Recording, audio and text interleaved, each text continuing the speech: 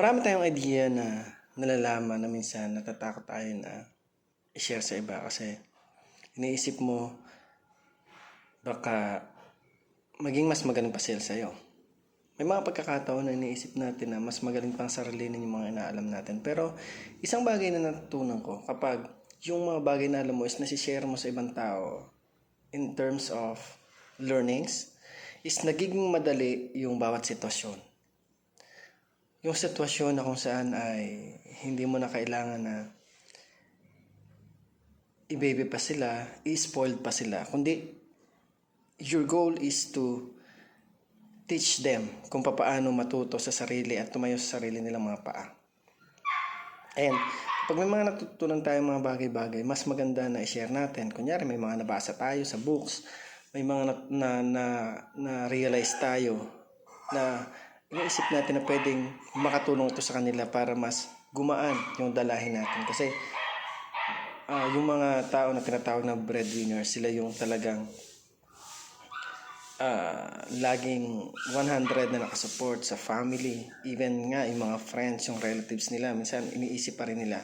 But if you teach them how the business works, how powerful is the idea, hindi na magiging mahirap sa'yo o hindi na magiging mabigat sa'yo na isupport sila bagkos natututunan na nila kung paano yung tamang pamamaraan na kumita sa buhay. And that idea can lead to you to a smooth life. Yung alam nila kung paano mag-control ng mga bagay-bagay o ng mga businesses na kailangan nilang matutunan. And kung papansinin mo, ano yung magiging effect nito? Siyempre, magiging madali sa'yo. Hindi na mahirap sa'yo na alalahanin yung bukas na isusupport pa sila or kailangan mo kumayod kasi may mga tao ka na sinusupport. But if you teach them, hindi mo na ito isipin. Alam nila kung paano yung magiging step. Alam nila kung paano bibigyan ng halaga yung bawat araw nila kasi iisipin nila yung kinabukasan nila. At ang kagandahan nun, hindi lang ikaw yung nag-iisip. May initiative na sila para gumawa ng way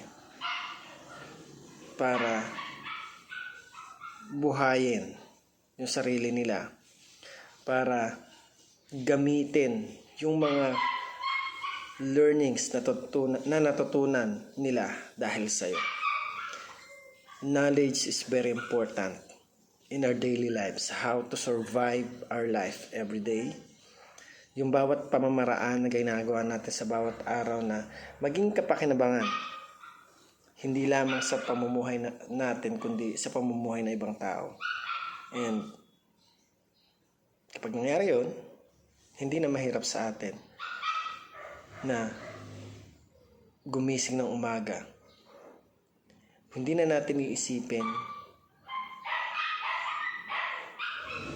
na may mga tao na umaasa sa akin dahil naturuan mo na sila kung paano yung ginagawa.